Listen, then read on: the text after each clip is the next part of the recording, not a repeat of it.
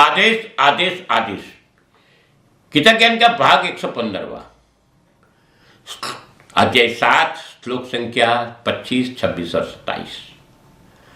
अल्पज्ञानी की बात बताते भगवान श्री कृष्ण ने कहा कि हम भटक जाते हैं, खुद को सही रास्ते पे समझते हैं मगर फिर भी सही रास्ते पे होते नहीं हैं। मूल तो ये बात है कि हमारे में पड़े संस्कार हमें सही नजरिए तक पहुंचने नहीं देते और ऊपर से हम कई प्रकार की विटंबनाओं से घिरे रहते हैं। हमारी मनोकामना में हमें सही रास्ता दिखाने वाले सक्षम गुरु मिले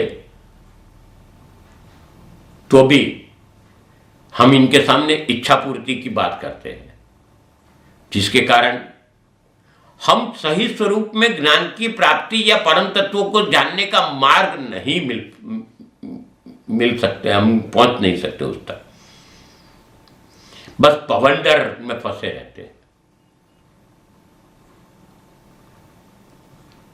बस भवंडर क्या, किसी को पैसा चाहिए, किसी को बीबी चाहिए, किसी को गाड़ी चाहिए, किसी को बच्चा चाहिए, किसी को बंगला चाहिए। लिस्ट तो बहुत बड़ा है, हम इत्यादि बातों में फंसे रहते हैं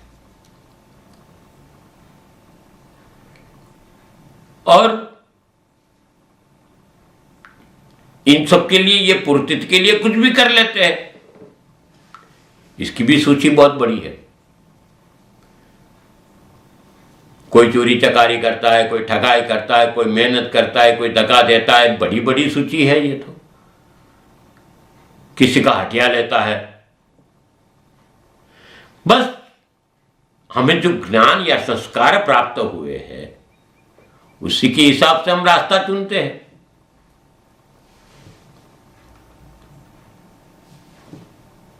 और जो रास्ते में जाते हो रास्ता तो भगवान ने पहले ही बताया है और हम वो बोलते हैं कि भाई रास्ता तो आपका पूर्णतः भगवान की प्रार्थना करके, भगवान की मनोकामना करके जाओगे तो आपका कार्य तो पूर्ण हो जाएगा, मगर हम जो कर रहे हैं ना उसका कर्म का बदला भी भुगतना पड़ेगा, याद रखना। कभी कभी तो ये परिणाम की बात करता हूं, ऐसी बात करता हूं तो आपको लगता हो कि ये बाबा क्या बकबक करता है। हमें कैसा जीना है हम जानते हैं,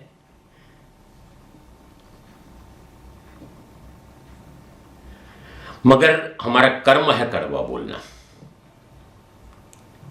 इसके जरिए राह दिखाने हमारा कर्म है। जब भेद पहना है तो वही करते और राह दिखाते।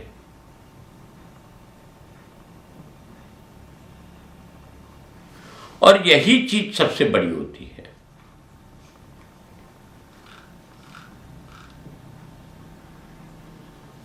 पच्चीसवें श्लोक में बोलते हैं, मैं सभी के लिए प्रकट नहीं क्योंकि अपनी अतरंगा शक्ति योग माया द्वारा आच्छादित रहता हूं, इसलिए वह मूर्ख मनुष्य मुझे अजन्मा अविनाशी नहीं समझ पाते हैं।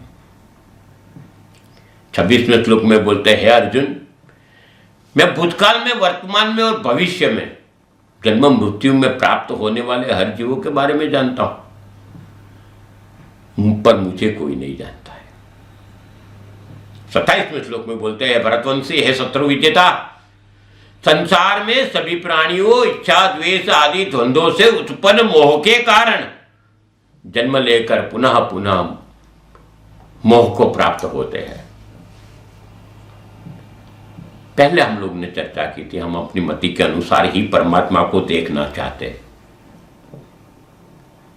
या सद्गुरु को देखते हैं या पहचानने की कोशिश। मगर गुरु तत्व, परम तत्व, वो तो भूत वर्तमान भविष्य सब जानते हैं, मगर हमारे सामने होते हुए भी हम नहीं पहचान सकते इनको।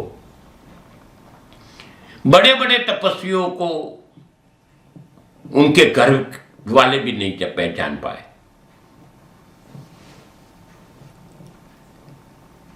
और जानने के लिए जो नजरिया चाहिए वो कहां से लाएंगे? हमारी आंखों पे तो पट्टी बांधी है, हमारी बुद्धि में भी पटल है,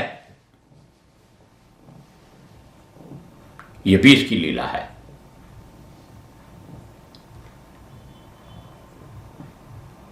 हम कहीं ना कहीं फंसे रहते हैं, इसलिए हमें ये पटल ना हटे तब तक दिखाई नहीं देती।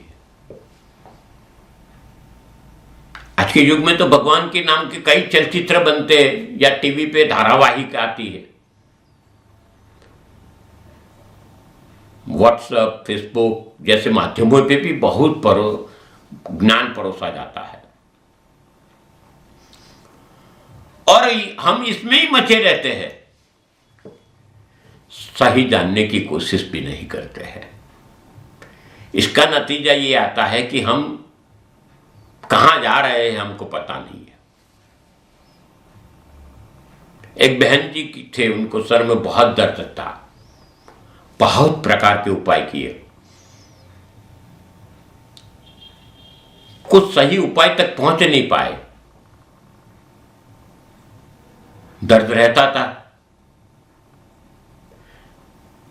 एक दिन छुटकारा पाने का उपाय कोई इसी में से कोई माध्यम से प्राप्त हुआ इनको। ये तो यूनिवर्सिटी है, व्हाट्सएप यूनिवर्सिटी बोलते हैं, फेसबुक यूनिवर्सिटी बोलते हैं, हम कभी भी कुछ भी आ जाता है। और उन्होंने बताया कि लहसुन को कूटकर मलहम बनाकर जहां दर्द होता है वहां पर, उनको तो सर में दर्द होता था तो यहां बांध दी पट्टी, और छुटकारा एक रात बांधे रखो, सुबह छुटकारा मिल जाएगा दर्द से। बहन जी ने लहसुन वाला प्रयोग देखा और उन्होंने किया भी, और गायब होने की बात थी दर्द। सुबह में देखते हैं तो परिणाम क्या आया वो आप जानोगे तो आप अचंभित हो जाओगे। बहन ने जहां लहसुन बांधा था वो बाल प्रदेश में सर पे, वही चमड़ी जल गई, केमिकल रिएक्शन हुआ।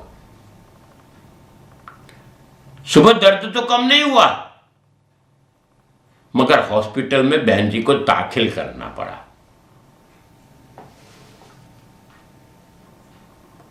और जैसे ल्यूकोड्रामा यानी कोढ़ होता है, ऐसे सफेद दाग हो गए पूरे सर पे। बस हमारे भी यही हाल है। हमारी नौका कहां जा रही है बिना सुकान के हमको पता नहीं है, बस लगे रहते माया के चक्कर में, और गुरु से भी माया पूर्ति की ही इच्छा रखते हैं। बाद में हाल ये होते हैं कि बोया पेड़ बबुल का तो आम कहां से हुए। बबुल का पेड़ बो देते हो और इच्छा आम की रखते हो तो होगा क्या, कंटक मिलेगा। ये समझने वाली बात है, बहुत अहम बात चल रही है अभी तो। ऐसे तो गीता का एक एक श्लोक एक मुकाम पे ले जाता है। 115वां एपिसोड इसके बाद जो आएगा वो 7वें अध्याय का अंत होगा, और हमारा प्रवास 116वें एपिसोड से 8वां अध्याय की ओर प्रयाण करते हैं। जो बात समझाते हैं वो समझो, अपने जीवन में उतारो। साथ साथ ये भी बताता हूं कि इस वीडियो को शेयर करो, इस चैनल को सब्सक्राइब करो, लोगों तक पहुंचाओ कि सनातन की सच्ची बातें आती।